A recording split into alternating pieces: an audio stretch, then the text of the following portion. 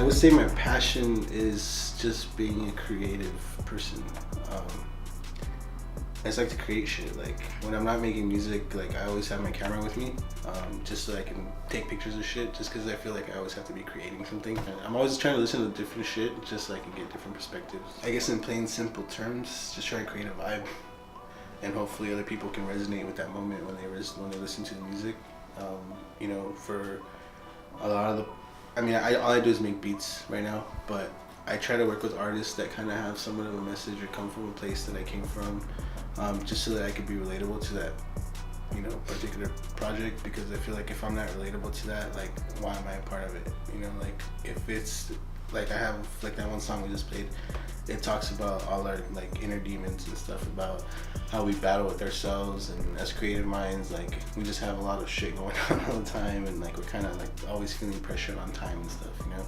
And it's like I kind of just want to be able to relate, and you know, I guess just like everybody else, I just want to touch base with people and have people be like, yo, I go through that shit too, you know, like I don't feel alone, you know. So I grew up in Highland Park, which is a very creative little town. Like everywhere you go there's graffiti, everywhere you go there's art, murals, just, and it's been going on forever. Like one of the first lowrider shows that I guess in all LA County was in Highland Park, and they do every year. It's a tradition to do the same show. They close down the streets and shit, and you go and you look at all the cars and all these people that create these masterpieces and shit, their paint jobs, their engines, like, you know, all that shit. And I just feel like it's just full of creative people, and it's kind of almost competitive.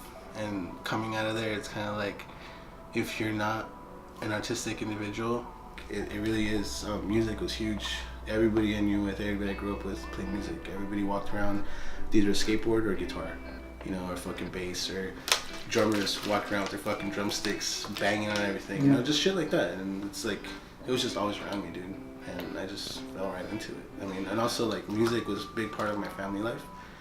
My mom, my grandma, like, were from Central America, so we listened to cumbias and all that shit, you know, growing up. And at first, when I was a kid, I kind of didn't like it, but as I got older, I started playing music. I was like, yo, these rhythms, these different, you know, things that they do, it's crazy. Like, it's kind of inspirational. I know you come from a place where they create this stuff, like, you know, especially like me. Like, I was born here, but and I've never been there. Like, I've never been to Central America or anything, but I still feel a connection because of the music, because of, you know, my family, obviously.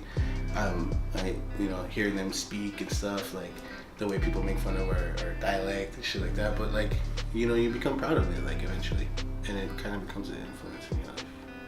Like, to be able to do this even at not a major scale, like it makes me proud, because I started playing music as a young kid, never thinking that I would keep doing it for as long as I've been doing it.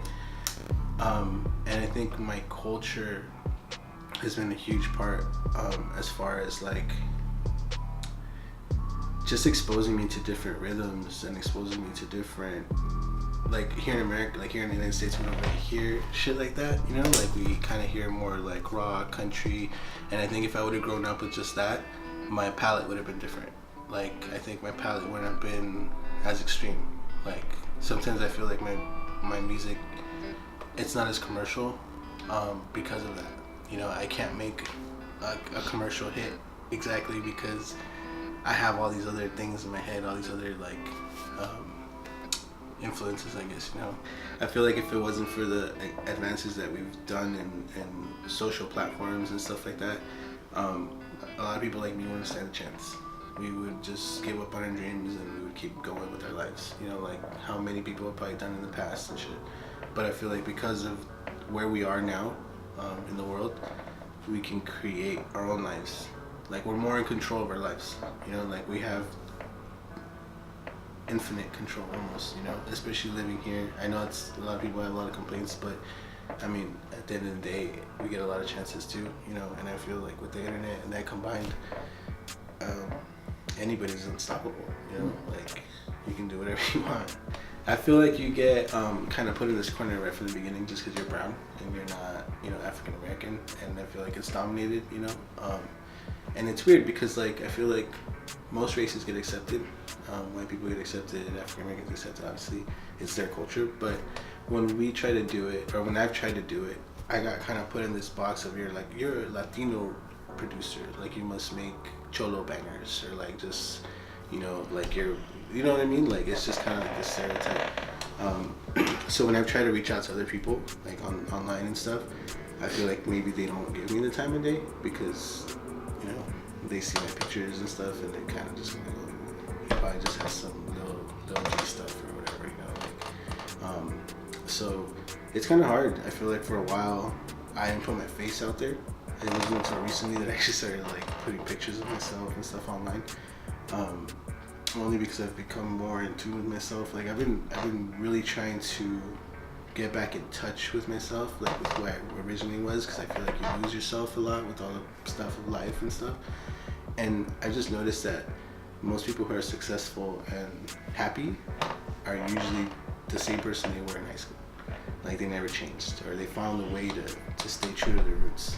I feel like little by little, like we're getting more of an opportunity. You know, we're getting not put in the box anymore. You know, like they're starting to give us a chance a little bit. You know, and I mean, dude, Hispanic music, like Latino rap, trap, whatever, all this stuff is blowing up, dude.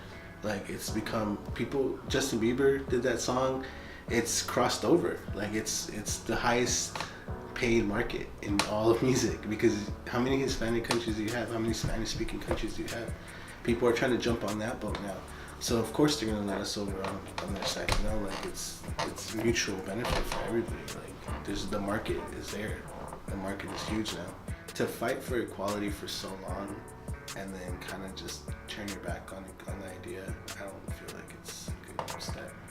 I feel like it's just gonna create more hostility, more separation, you know, and I feel like, especially with the whole Trump era that we're going in right now, it might not be the greatest thing for the world to try to segregate each other and go against each other or whatever, you know. The idea behind that would be, I feel like we just need to be peaceful. We need to support each other most of all, because we're the only ones doing it for ourselves. Nobody else is doing it. Honestly, the only real support that I've ever gotten is from other Hispanic or Latino people. Like I've never been asked to do an interview for, you know, anybody else or anything. Like I think we're literally the only ones doing it for ourselves, and we're putting ourselves on the map. It sucks when you send a pack of beats of 20 beats to somebody and they don't fuck with any of them because they don't sound like Migos or, you know, something like that. Like it sucks, but it's just being able to get your mindset right when 30 people say no, but there's that one person who's gonna say yeah, and you just have to hold out for that one person, you know, and be like, okay, eventually somebody's gonna come around and gonna like this. So you just gotta kind of keep going, and it's hard to like find the motivation, like I said earlier. I just want to be able to live my dream before I die, and I want to be able to do it as soon as possible. Like I said, I've been playing music for a long time, and it's just it's never been the chase of fame or money. It's just been the chase of like just expression, I guess, you know. Like I suck at expressing myself through words, like right now and stuff, you know. But like when it comes to music, I feel like it's just a whole different world. Like I can't public speak, but I can play my guitar and sing in front of like 1,000 people, you know. Like it's just a different world for me. Like it's not the same as like regular life. It's kind of like escape from reality. So I just see myself like being able to do that full time. Yo,